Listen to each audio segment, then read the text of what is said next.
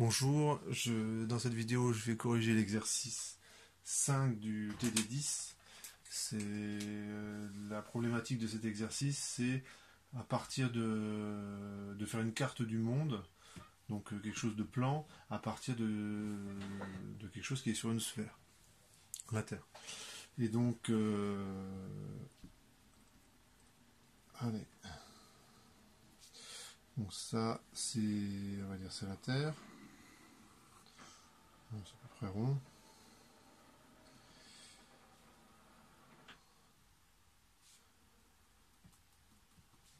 Pôle nord, pôle sud. Ça c'est l'équateur.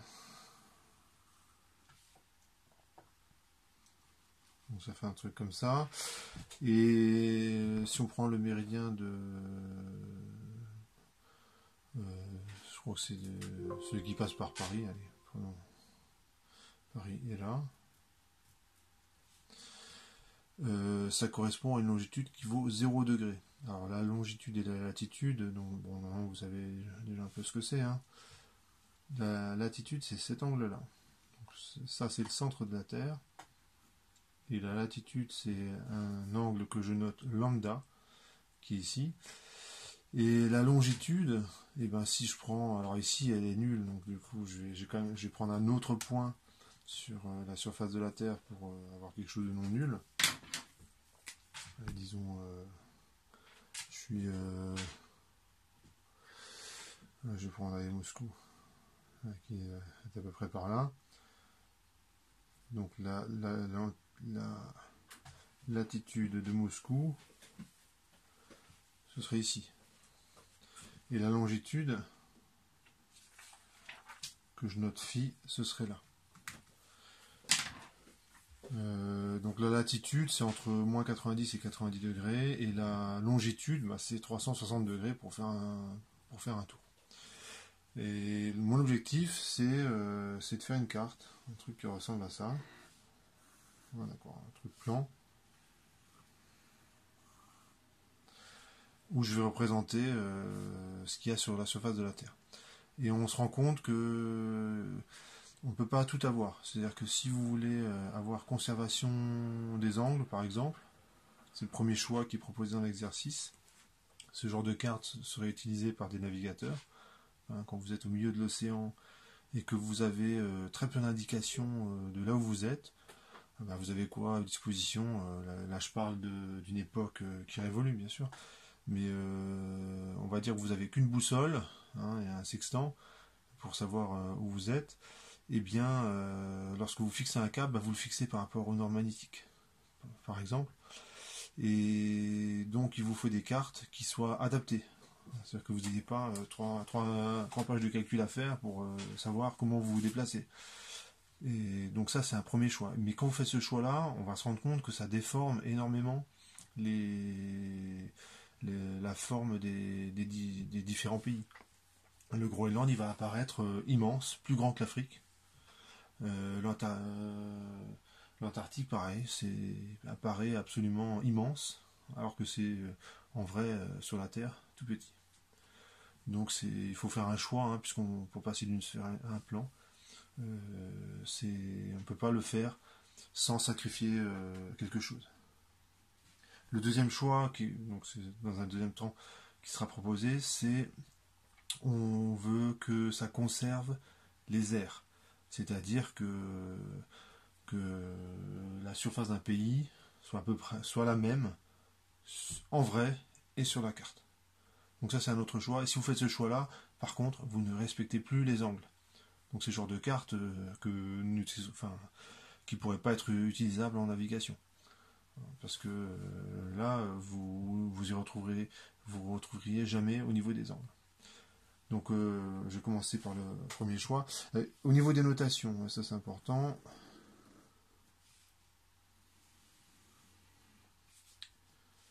Sur la carte, je note X et Y les axes. Et ce que mon travail là, dans cet exercice, c'est trouver la fonction qui a un point sur la Terre, me permet de calculer X sur la carte, pareil pour Y. Donc la fonction f et l'objectif c'est de trouver la fonction f et g. Le premier choix, c'est je veux qu'il y ait conservation des angles. Donc ce que je vais faire, c'est prendre un angle sur la Terre. Il faut que je retrouve cet angle sur ma carte. Donc, alors j'ai besoin des vecteurs ER. Alors ER, je vais pas le représenter parce que ça va alourdir le schéma. Il est perpendiculaire au sol. Bon, donc ça on s'en fiche parce que on reste sur la surface de la Terre. Cet angle-là, ce vecteur-là, c'est E de phi. Ça veut dire que ce qu'on remarque, c'est quand phi augmente, eh ben, je me déplace bien suivant E de phi. Donc si vous étiez là, à la surface de la Terre, E de phi pointe vers l'est. En fait, vous regardez vers l'est, eh c'est la direction de E de phi. E de lambda, il est comme ça. Ça pointe vers le nord. Donc si vous êtes à la surface de la Terre, vous avez une boussole, eh bien, vous savez, E de phi, c'est vous regardez vers l'est. E de lambda, c'est vous regardez vers le nord. Et je vais prendre un angle comme ça. Et cet angle, c'est proposé par l'énoncé. Hein. Ah non, c'est par rapport au méridien. Je me suis trompé. L'angle alpha, donc bah, celui-là je l'appelle bêta. Allez, hop. Donc l'alpha, il est là.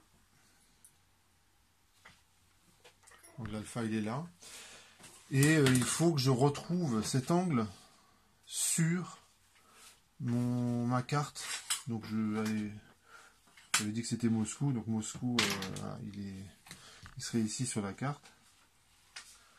D'accord. Paris serait un peu plus proche de l'équateur, ici. Ça c'est Moscou. Et bien l'angle alpha, donc le méridien,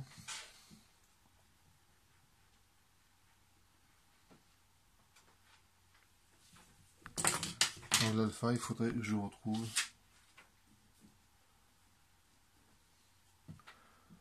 Donc voilà, vous prenez une direction, l'angle alpha qui est là, entre. Vous voyez que j'ai fait un choix quand même, hein, un méridien, il serait à x constant. Donc là j'ai déjà fait un choix dans ma carte. Et donc il faut que je retrouve l'angle alpha qui est là. Donc je sais pas, vous prenez une ville quelconque qui se trouverait sur cette direction-là. Et ben il faudrait retrouver, donc la ville serait là, et il faut retrouver l'angle alpha, ici, exactement. Et bien ce que je vais écrire, c'est que si je prends, alors je connais pas de nom de ville dans cette direction-là en Russie. Bon, allez, on avait dit que c'était Moscou. Cette ville-là, je l'appelle C, voilà. Il y a une ville qui s'appelle C en Russie. Et alors comme les distances sont petites à l'échelle de la Terre, ce truc-là, je l'appelle D2X. Et quand je monte comme ça fait D2Y. Et quand on fait ça, on remarque un petit peu de trigo, tangente alpha, c'est D2X sur D2Y.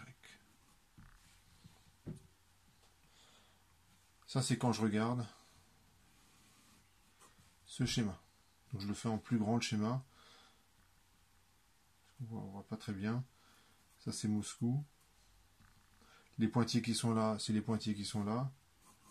Ça c'est la ville que j'ai baptisé une ville C. Ça c'est D2Y. Ça c'est D2X. Et là vous avez l'angle alpha, que je retrouve ici. Et tangente alpha, c'est bien D2X sur D2Y. Et je fais la même chose ici. Alors je vais refaire le schéma en zoomant un petit peu. Sinon on va rien voir. Donc vous avez ici E de lambda. Ici E de phi. Là vous avez Moscou. Là vous avez la ville que j'ai baptisée C. Donc localement, la Terre elle est plate. Hein, parce que quand vous regardez autour de vous, en première approximation, la Terre elle est plate. Donc lorsque je fais ce dessin là, hein, il faut voir que localement bah, c'est plat. D'accord. Et ce déplacement, il vaut... Ah, il vaut quoi? Il vaut R cosinus lambda des 2 phi.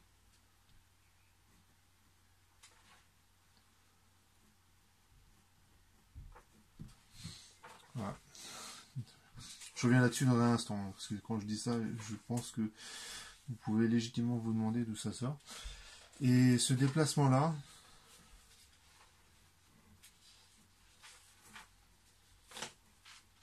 il vaut R des 2 lambda. Alors comment ce truc-là est... Comment est-ce qu'on trouve ça? Eh bien,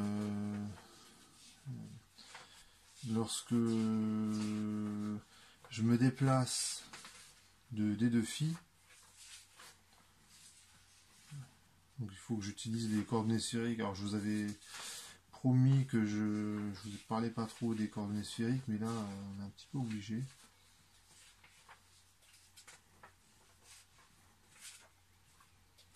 On a un point M ici. C'est son projeté orthogonal. Là c'est phi. Et là c'est lambda. Lorsque je me déplace de D2 phi et que je garde lambda constant, donc je me déplace en fait vers l'est. Je fais ça. Eh bien,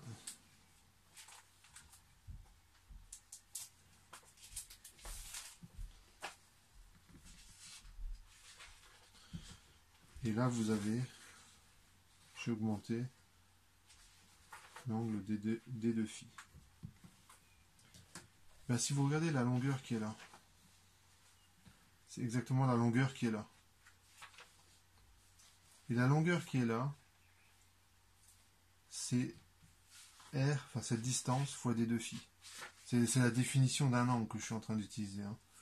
D2 phi, c'est cette distance sur cette distance. Donc et cette distance-là, de là jusqu'à là, c'est R cosinus lambda.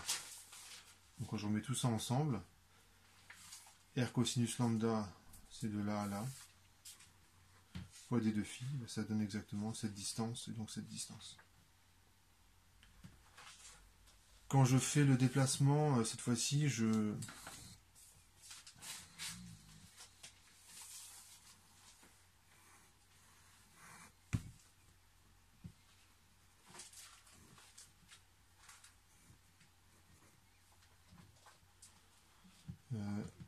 pour information, là, le X, Y et Z, là, c'est juste pour l'explication. Ils n'ont rien à voir avec le X et Y de l'exercice. C'est juste pour l'explication. Donc maintenant, cette fois-ci, je garde la longitude constante. Donc je me déplace plein nord. Donc vous imaginez, j'augmente lambda. Donc je passe de lambda à lambda plus d de lambda. Donc le petit angle là, ici, c'est d de lambda.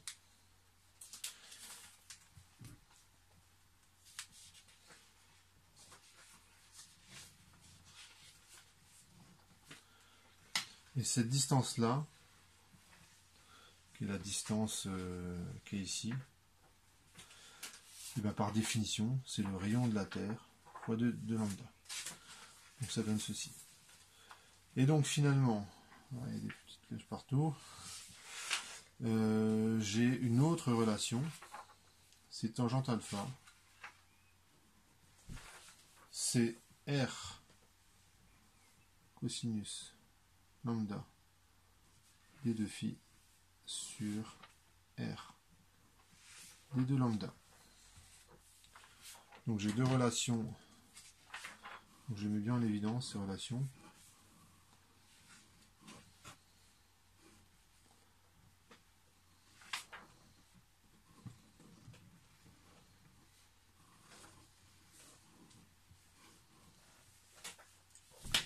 Et le tangente alpha, bah ça doit être le même, parce que c'est l'objectif que je me suis fixé au départ. Donc, je passe à la deuxième page.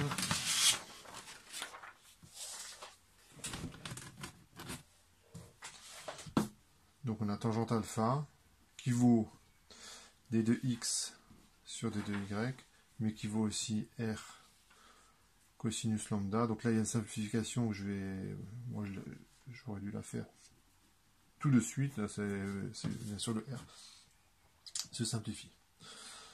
Et donc on a d de x sur d de y, c'est cosinus lambda d de phi sur d de lambda.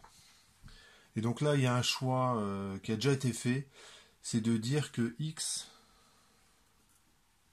c'est proportionnel à phi. Et donc je vais prendre la relation la plus simple possible, c'est que je dis que x c'est phi.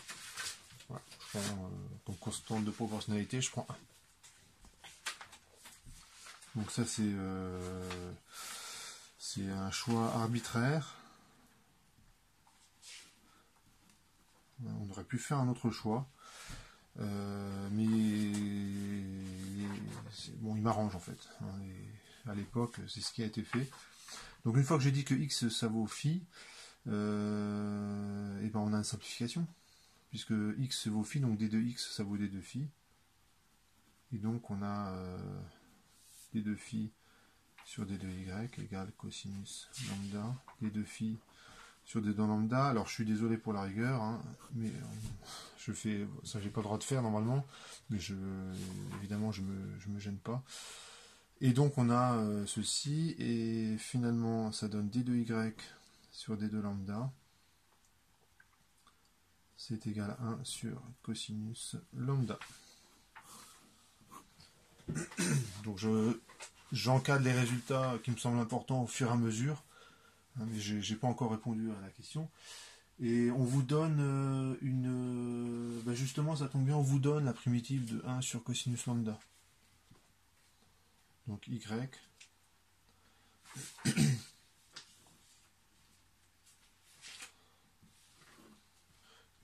Au passage, j'ai fait une séparation de variables. De lambda, je l'ai passé ici. Là aussi, je manque de rigueur en faisant ça. Et j'utilise... alors, j'ai pas encore mis les bornes d'intégration. Et ça donne logarithme de valeur absolue de tangente de pi sur 4 plus lambda sur 2.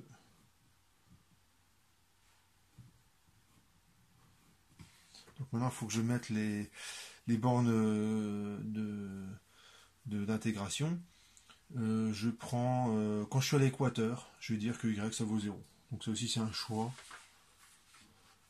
Je l'écris comme ça, mais si je dois en faire une phrase, c'est quand je suis à l'équateur, donc lambda égale 0, et ben je choisis y qui vaut 0. Voilà. Ensuite je mets y et lambda, là aussi je manque un peu de rigueur, où je suis censé prendre un nom de variable différent de ce qu'il y a dans l'intégrale, mais bon, ça vous êtes habitué, je le fais assez souvent. Et donc finalement, c'est y, ça vaut, c'est logarithme de tangente de pi sur 2 plus lambda sur 2, moins ceci lorsque lambda vaut sur 2, et lambda vaut 0, tangente de pi sur 4, bah, ça vaut 1, je vous laisse vérifier, et logarithme de 1 ça vaut 0, donc en fait je l'ai ma relation. X ça vaut phi. Voilà, là cette fois-ci j'ai répondu.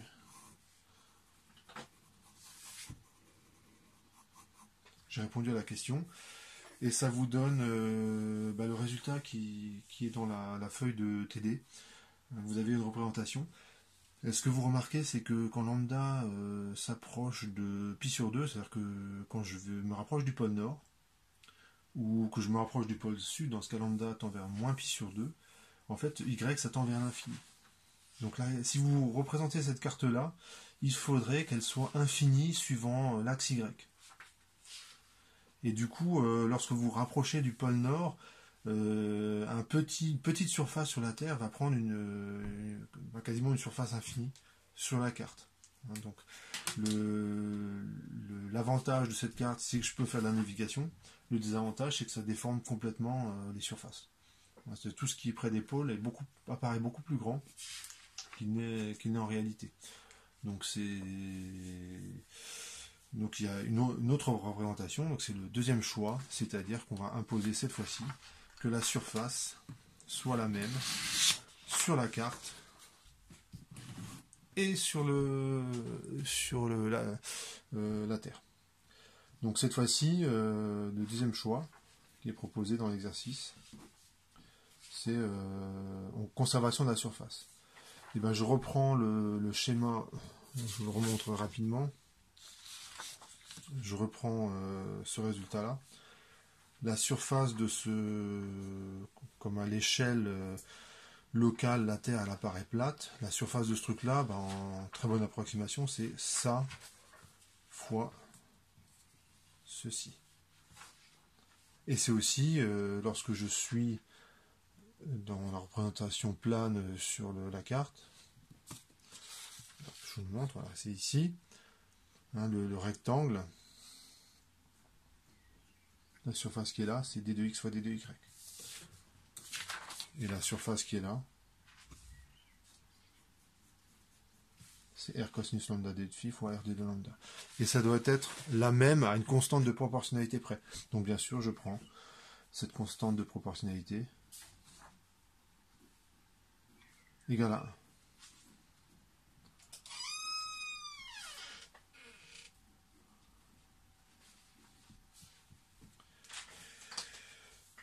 Non, je vais prendre comme constante de proportionnalité r carré. Voilà, pour simplifier. De toute façon, ça ne change strictement rien à la représentation. Hein. Donc pourquoi j'ai pris r carré, c'est parce que ça va se simplifier avec les r qui sont de l'autre côté. Et donc ça, c'est un détail dans l'exercice. Hein. Donc ça simplifie. Donc j'ai cosinus lambda d de phi d de lambda égale d de x d de y. Et je fais le même choix que tout à l'heure. Donc c'est un choix qui est arbitraire, mais ça simplifie énormément les calculs. C'est que je vais dire que x ça vaut phi. Donc c'est un choix arbitraire. Et du coup, heureusement que je fais ça, ça simplifie. Et j'ai finalement cosinus, quand je remplace x par phi ici, le d de phi se simplifie. Donc c'est cosinus lambda d de lambda égale d de y. Et on peut intégrer facilement ce truc-là. Du coup, ça s'intègre.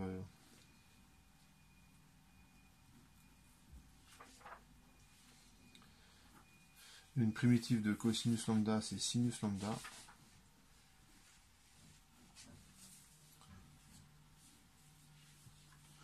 Là aussi, j'ai pas mis les bornes d'intégration encore.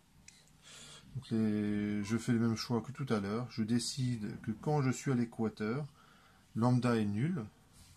C'est ce zéro là. Je décide que je suis au centre de ma carte. C'est un choix quand même assez raisonnable. Je décide d'être au centre,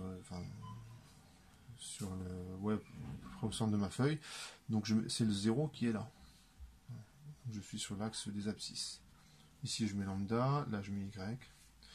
Et j'ai donc je recopie. Et ça donne y égale sinus de lambda. Et je recopie x égale phi. Donc là, ça donne ceci. Et la représentation est aussi donnée dans la feuille de TD. Hein, vous avez une photographie. Et ce que vous remarquez, c'est que cette fois-ci, l'Afrique, elle est effectivement beaucoup plus grande que le Groenland. L'Antarctique, il est tout petit. Donc les surfaces, elles sont bien respectées. Par contre, c'est le genre de carte qui serait très compliqué à utiliser en navigation. Voilà. Donc, en principe, j'ai répondu à toutes les questions. Voilà.